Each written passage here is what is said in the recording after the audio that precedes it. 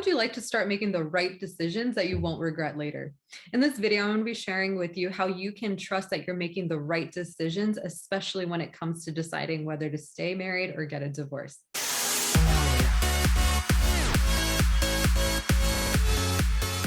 Hi friends, welcome to my channel. And if you're new here or you haven't subscribed yet, please be sure to hit the subscribe button and click the bell to be notified every single time I post a new video about divorce, relationship advice, personal growth, and healing from heartbreak. Be sure to also follow me on Instagram, where I share weekly advice and tips that you won't find here on YouTube. Now, on to the main topic of this video. I'm excited to teach you how you can start making better decisions, even when you feel paralyzed by indecision. This is a topic that I go in depth with my private coaching clients, and it helps them to start trusting that they're making the right decisions and they could do it with confidence and, best of all, without regrets. So for the purpose of this video, I want to focus mainly on deciding whether to stay married or in your relationships or go your separate ways. This tends to be a major struggle for a lot of people, since it's certainly not an easy decision to make. During these difficult times, you're feeling confused, you're hurt, you're trying to rationally figure out the right thing to do. And what tends to happen is that you end up being more confused and indecisive, and you tend to avoid taking any action, or maybe you talk yourself out of what you feel that you need to do. And if you want more on how to decide whether to stay or go, you can watch the video I recently made, which talks about the 3 things that you must do to help you decide. I'll link that video on the screen and in the description box below. Now, making such a major life decision requires that you not only engage your logical and your rational mind by doing research, making an informed decision, it also requires that you go beyond your conscious level of thinking and make decisions with your heart and on a more soulful level. And that way you can make decisions that are a yes on all levels. So for the rest of this video, we're going to be talking about working with your own inner knowing, your intuition, because that's the main way you're going to know whether you're making the right decision. Now, this is something that isn't always easy to get to, especially if you aren't used to working with your intuition. It may be hard at first to decipher whether it's your head or if it's your intuition. Or let's say you do know what you're being guided towards. How do you trust it and actually follow through with it? That's why I've broken this video down into 4 parts. I'll first start by talking about starting to make the right decisions using your intuition. And then part 2 goes into how you can strengthen your intuitive muscles so that you get better at recognizing when it's your intuition as opposed to your mind, fear, or ego. And in part 3, I offer a step-by-step process using the tools that you've learned in step 2 for working with your intuition when you're making such a decision as to whether to stay or go in your marriage. Lastly, I talk about in part 4 what you can do if your intuition points you in a direction that you're scared to go in. I recommend that you watch all 4 parts, since they do tend to build on each other. Let's first start by talking about what your intuition is and how it works. Intuition has many definitions. The definition I'll be using for our purposes is that it's the ability to understand something immediately without the need for conscious reasoning. The term itself literally means inner teacher. This isn't something that's new age or esoteric. It's actually it's a very natural ability. We're all born with it. And you can call it a gut feeling, a hunch, instinct, messages from your higher self or God, if you prefer. Think about it. Can you remember a time when you could just feel that something was off about someone or a situation? Maybe you sense that your husband is seeing someone else or is hiding something from you, but you had no logical reason to believe it and definitely no evidence for it. Or for a more everyday type of example, maybe you had the urge to call someone, and then next thing you know, they're calling you in that exact moment. Or let's say you got a message to take a different route to work, and that route led you to come across something that was an answer to something you've been looking for, or that's really important to you. Or maybe you say that you avoided an accident. I mean, whatever the case may be, I'm sure we've all had those experiences where we got the hit to do something or not do something, and it seemed to come out of nowhere. Now, if you're like most people, you also probably ignored that gut feeling about something and then later on regretted not listening to it. I mean, I know I have. Our intuition is usually the strongest when we're children. And as we grow up, it gets blocked for many of us, since we're taught to use logic and evidence-based reasoning mostly. We get conditioned to tune out our hunches and our nudges and to trust what's been scientifically proven instead, since society says that that's more reliable. But really, intuition is just as reliable reliable, and it's always nudging us in the right direction. Intuition and intellect do actually complement one another. You can think of analysis, logic, and reason to be more like linear thinking. It's practical. It makes sense, but it's also limited. You know only as much as the information as you pick up from your five senses, or that can be scientifically measured. On the other hand, though, intuition is more expansive. It goes beyond what the mind can conceive. It might not make sense and it may not be all that clear either. But when you start working with your intuition and follow its guidance, you'll be amazed at the synchronicities and the good luck that start happening. You'll simply find yourself at the right place and at the right time. You'll just know things and have no idea how you're even so accurate. You'll start having more faith in yourself and with life in general, feeling like the universe has your back, because it does. Keep in mind, it's hard to not only hear your intuition, but also trust it when you've been conditioned to abandoning yourself.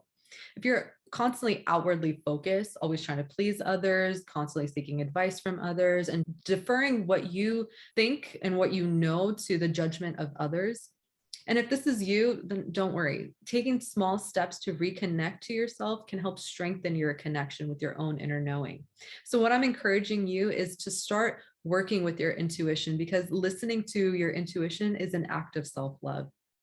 It's about trusting your deepest truth and wisdom that's already within you. It's like a muscle. You can develop it. You can strengthen your ability to recognize and trust your intuitive messages. They're always trying to guide you in the direction that your soul wants to go in. And this is how you can have more confidence in your decisions and be able to trust the answers that you receive. Be sure to start small, though.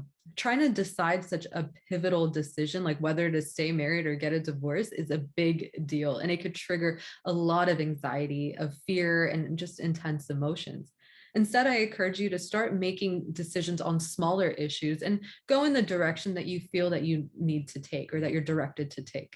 Follow your inclinations and be more curious. That's how intuition works. And learning how to get in touch with your intuition and knowing how it shows up for you will help you to build confidence, and you'll have a strong relationship with your deeper self. That way, you'll feel more confident and not hesitate to trust the intuitive guidance that you do get on more life-changing decisions.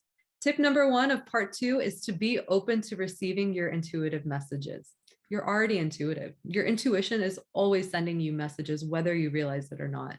What helps is to suspend the need to rationalize everything. This is the left side of the brain that's active, which is the part of the brain that deals with logic and reasoning and language. And when you choose to open up to your intuition, you're actually engaging more of the right hemisphere of your brain, which is responsible for emotions, for senses, for music and art and creative thoughts.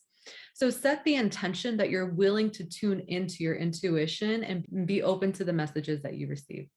Sonia Choquette has a great mantra for this. She suggests repeating to yourself that you accept, you expect, you trust, and you act on your intuition.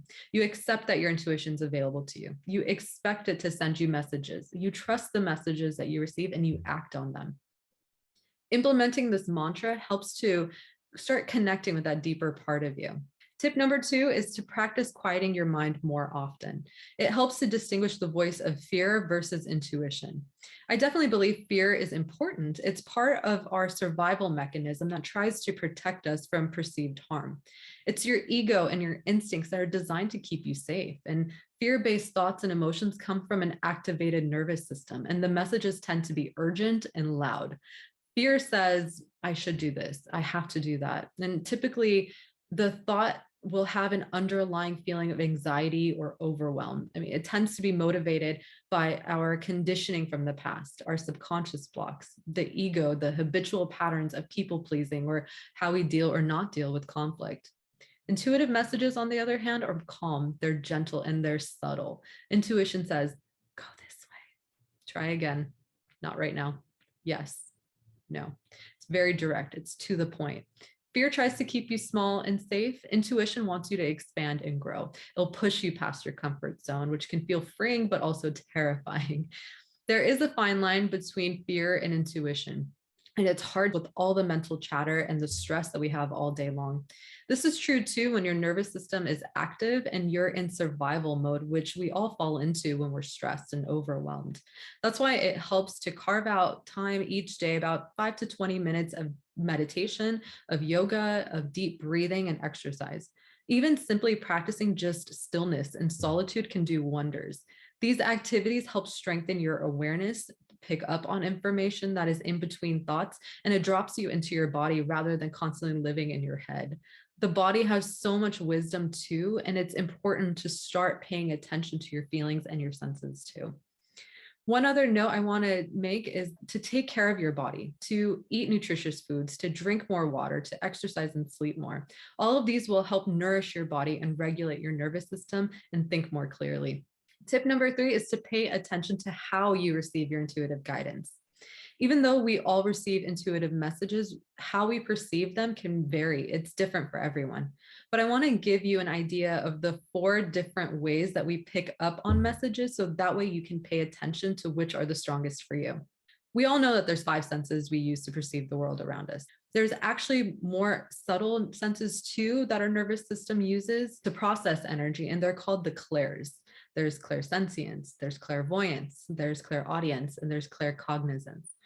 Clairsentience means clear feeling. It's when we use our physical and emotions to pick up on information and respond to it. That's when you'll hear people say that they got a gut feeling about something, or they tell you to follow your heart. Both your brain and your gut have their wisdom, and then they send messages to your brain that influence your thinking. If you pick up on vibes, hunches, or even physical sensations like a tightening in your body, or even a lightness, or a feeling of joy or peace, then there is a message in those feelings and emotions. I sometimes get what feels like a literal gut punch when I think about something that triggers dread. Keep in mind, though, emotions can also lead to physical sensations. So, for example, when you feel excited about something, your body is energized, or you get those butterfly feelings, right? On the other hand, let's say you feel fearful or angry about something, and your body will tense up and trigger automatic fight, flight, freeze response. That can also happen when something feels off about a person or a place that rubs you the wrong way, but you can't really pinpoint why. Clairvoyance means clear seeing. This can come in the form of flashes of images that you see with your mind's eye, vivid dreams, symbols, or signs. It means that your sense of sight is how you tend to pick up on subtle information, although a lot of times you'll see images with your eyes closed. A common tendency of clairvoyant people is that they're visually inclined. They're sensitive to bright lights and bright sunny days without sunglasses. They notice and appreciate beauty and hate it when pictures on the wall are crooked, since they value visual balance and order. Clairaudience means clear hearing. You could receive messages through song lyrics that you hear or that pop up in your mind, or maybe you hear someone say something, but no one is really there. The sound can also come externally or as a voice inside your head. Typically, it'll be your own voice. If this tends to be your primary channel for intuition, know that you aren't crazy. You aren't making it up, and it's more than just your own thoughts. They're messages from the divine, or however you choose to define it. People who are clairaudient tend to be sensitive to certain sounds and loud volumes. They prefer quiet places and avoid being around people who use harsh languages or negative talk, such as gossiping. Claircognizance means clear thinking or knowing. This is when you automatically receive information almost like an instant download. You don't know why, you don't know how, you know something, you just do. Oftentimes, people who are claircognizant are teased as being a know-it-all. Some examples of claircognizance are meeting someone new and instantly knowing certain information about that person that you have no reason to know. Or let's say you received $1 million idea that seems to come out of nowhere. Or you know facts about something without prior research or knowledge. It's important to trust the information even if it doesn't make logical sense to you. Keep in mind that you could very well be using all of these subtle senses, since we're all physiologically wired by these senses. You have a couple that tend to be more dominant. And for example, like my stronger clairs are the clairvoyance, clairsentience, and claircognizance, but sometimes it could show up in other ways too. Sometimes if your intuition sends you a message one way, but you don't follow it, it could try to get your attention in other ways. It just depends on which are more developed and stronger for you. Also, if you get an intuitive hit, but it isn't clear, you can always ask for more clear messages or signs. What matters is that you're open to receiving messages. You can use your imagination too and play games on trivial things for fun to strengthen your intuition. Like when I hear my phone ringing, I try to guess who it's calling before I check it. Or if I'm on my office and I hear someone walking towards the door, I try to guess who it is before they walk in. Just little things like that to see what pops up, even if it seems like it's just your imagination or that you're making it up. Intuition is always the first that comes up before we analyze it away with our logical brain. So have fun playing games around being curious. And since these little games can help you see how intuition shows up for you and to strengthen it, the more you can trust it. Tip number 4 is to keep a journal and keep track of your intuitive messages. Consider this your evidence journal. Anytime you pick up on an intuitive message, a sign, a synchronicity, a hunch, or however it shows up for you, keep a record of it. Write down the details of it. As you keep track, you'll start becoming aware of all the different ways your intuition shows up for you, how it feels, how it communicates to you, and whether you listen to it or not, and what resulted from it. With this awareness, it'll get easier to recognize what's the voice of intuition and what's the voice of fear and ego. Tip number 5 is to act on your nudges. It's not enough to get intuitive messages, you have to act on them. That's when you'll get results and start building trust that you're headed in the right direction. So whenever you get a nudge, a hunch, or something that calls to you, even if it makes zero sense, follow it. See where it takes you. Don't question or fight against it. Now, I'm not saying to act impulsively or recklessly, but if you feel prompted to do something and it seems harmless, go for it. See where it leads you. I mean, you may have unexpected blessings that are waiting for you. Now, in part 3 of this video, I'm going to be outlining a process for you to follow when you're tapping into your intuition using the tools that I provided in the last section to decide whether to stay in your marriage or end it. The first step is to get into a calm state and to quiet your mind. As we talked about in part 2 of this video, the first step is to get into a calm and quiet state of mind. It's hard to pick up on subtle signs that your intuition sends when you're constantly bombarded by distractions and obsessive thoughts and an activated nervous system. Now, when you're in a quiet place, you can sit or lay down and start by taking some deep, relaxing breaths. The point is to actively calm your nervous system so that you can receive the subtle messages. So once you're relaxed and in a quiet state of mind, think about your partner and your marriage. Ask yourself some deeply reflective questions. If you haven't already downloaded my marriage separation assessment guide, I provide 20 questions to ask yourself when you're contemplating divorce. And I also offer some practical tips to consider when you're thinking about divorce. I'll include the link for this free download in the description box below. So for example, some questions you can ask yourself could be, how do I really feel about my marriage currently? How do I feel about my spouse? Am I willing to continue to invest in my marriage? What do I really want in relationships generally? What kind of life do I want to be living? These specific and general questions can help you do a little soul searching to get answers. Next, you want to pay attention to how these thoughts make you feel. How do you feel when you're asking yourself these questions? What thoughts tend to come up? This is also where you can use the different clairs that we talked about in part 2 to see what comes up for you as you're thinking about whether to stay or go. So for example, if you're clairsentient, as in you're more kinesthetic, you'll want to notice how you feel as you go through the questions about your marriage. The way you can do that is by scanning the different parts of your body and paying attention to what sensations you get. As you're thinking about leaving your spouse, for example, scan your head and your heart and your gut. Look for areas where you feel contracted and tight and tense. Do you feel sick? Do you feel dread, a heaviness, or a sinking in your stomach? Does something inside of you shut down or close off, or does it feel hard to breathe? These are all sensations that typically mean no, or at least not right now. If it feels off, then honor that feeling and don't go in that direction. On the other hand, when you think about going in either direction or saying yes to this, do you feel an openness, an expansion, excitement, maybe some relief or peace? You'll feel as if you get some type of resolution and a yes response. The next step is to pay attention to the energy and the reactions you get. Don't overthink it and go with your initial reaction. What matters is what happens in your body the second that you ask yourself these questions. Also, catch yourself when you're getting into your head. You'll know that you're getting in your head when you start thinking, yeah, but.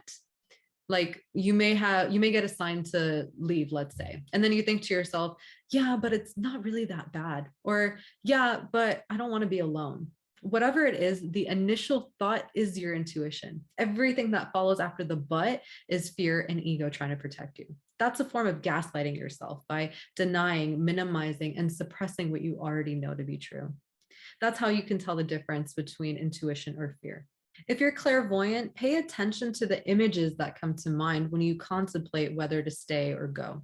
What catches your eye throughout the day? Pay attention to those things because there's messages there. If you're clairaudient, notice what you hear when you think about your situation. Do you hear a voice in your mind with a response? As you go through your day, do you notice conversations others are having that speak to you? Do songs come on with lyrics that really resonate with you? Those are all signs. If you're claircognizant, notice what immediate thoughts come to mind. It'll usually be straightforward. It'll say yes or no or not right now or wait or go to therapy. They're all ways that you can start picking up on messages you get when you think about your specific situation and the decision that you want to make. Step 4 is to write down everything that comes to mind. Again, keep track of what thoughts, feelings, reactions, messages that you get from the steps that we talked about in 2 and 3.